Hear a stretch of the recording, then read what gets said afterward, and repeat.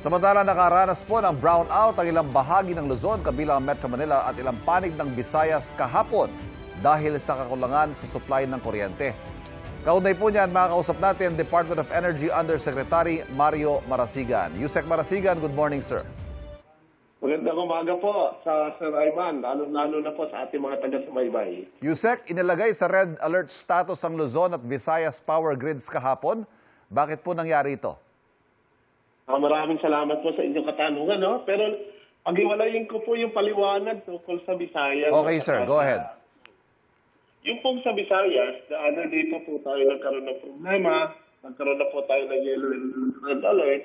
Dahil po mayroong mga planta tayo na naka-outage na nadagdagan po ng tatlong major plants na tumatakbo sa Visayas. Yung pong Unit 1 and 2 ng Therma Visayas sa Toledo ay nagkaroon po ng diferensya.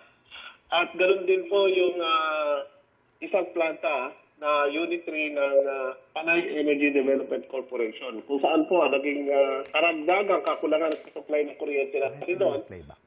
Bigay kumulang po 450 megawatts. Eh may mga iba pa po tayong mga planta na naka-outage na at the time. So, kahapon po, naulit po yung ating red and yellow alert. Magkasabay na po na tumaas ang ating konsumo ng kuryente, yung pong ating demand, dahil may kainitan po ang ating panahon, alam na po natin yon. Pero hindi pa po nakabalik yung mga planta na naturan ko kung kaya patuloy po yung naging yellow and red alert po sa Visayas. Dito naman po sa Luzon, umaga pa lang po, around 6:30 ng umaga, meron na po tayong nakita, nag-report po sa atin ang NGCP, na isang major lines ng kuryente natin na nagdurugtong ng Ilihan Power Facilities natin ay nagkaroon po ng outage, nagkaroon po ng tripping. 500 kV line po yun. Kung kaya nagkaroon po tayo ng maagang babala. Pero wala pa po tayong alert. Kaya lang, nasundan po yun. Yung panibagong linya na nasira. So, dalawa pong linya yung nag-trip. Ito po ay yung Ilihan Dasmariñas Transmission Line at yung Ilihan Tayabas Transmission Line. Kung saan po, yung pong ating natural gas power plant sa Batangas City, ito pong pag-aari ng Excellent Energy Resources at ng Ilihan Power natin, na may kapasidad po. Yung combined capacity po nito ay higit sa 2,400 megawatts ay nawala po sa ating power supply system. Nadagdagan pa po yan ang Unit 3 ng Masinloc na meron po 335 megawatts na nawala rin sa sistema. Nagkaroon po sila ng abnormalities dun sa kanilang tinatawag na main control valve. So combined po, doon pa sa meron po kakulangan ng production ang ating mga hydropower facilities dahil po tagtuyot, hindi po tumataas ang tubig natin, sa halip bumababa pa at meron pa pong ibang mga planta na naka-outage. So yun po yung naging dahilan. So kung titingnan po natin, yung po talagang insidente ng pagkawala, pagka-deklara natin ng yellow alert ay karugtong po nung pagkapatay ng dalawang linya ng kuryente natin, dalawang major transmission facilities. Sinubukan po kasi ng ating Ilihan Power Facilities na i-continue yung kanilang operation in the island mode, pero hindi po nakayanan ng sistema nila at napuwersa po sila. Para maiwasan po ang mas malaking problema ay napilitan po sila na mag-shutdown ng kanilang facilities. Nagtuloy-tuloy po yung ating red alert dahil kahit na-repair na po yung ating transmission line ay na umabot po ng halos alas 4 ng hapon ay hindi naman po ganun kabilis din mapapatakbo yung planta. Yung pong ating Excellent Energy Resources ay nangangailangan ng kalawahan ng 4 na oras bago makapag-start up at makapag-load. May bigay po yung kanilang total capacity.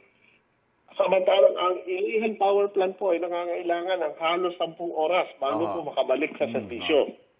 Yun po yung dahilan at sitwasyon na nangyari natin sa ating kahapon kung kaya yung pong ating red alert ay umabot po ng hanggang halos sa ating gabi. Oo nga po, At mga wala po napahaba. yung alert notice Opo. natin, madaling araw na. Yusek, alam naman po natin, taon-taon hindi ho maiwasan yung mga unscheduled outages, ano? Itong mga nagkakaroon tayo ng mga planta na nagkakaroon ng mga biglaang pagkasira.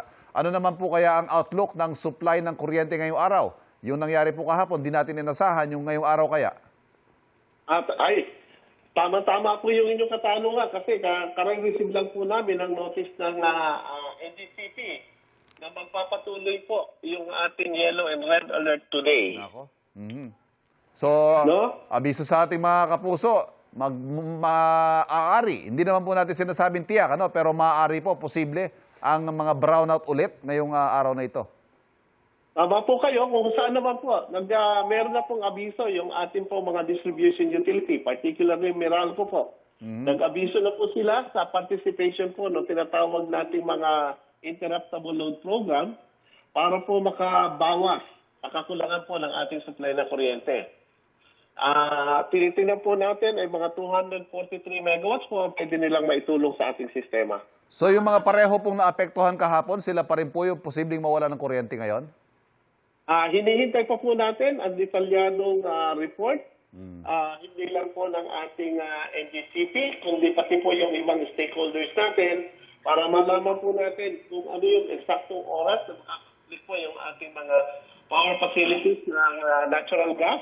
Aha. At ganoon din po yung iba pang mga planta. Kung saan po, yung sa Visayas po, pinabisita na po natin ang mga personnel natin para hindi lang po malaman kung ano yung repair na ginagawa nila, kung hindi, paano po tayo makakatulong para mapabilis ang pagsasagawa po ng mga repair. Okay.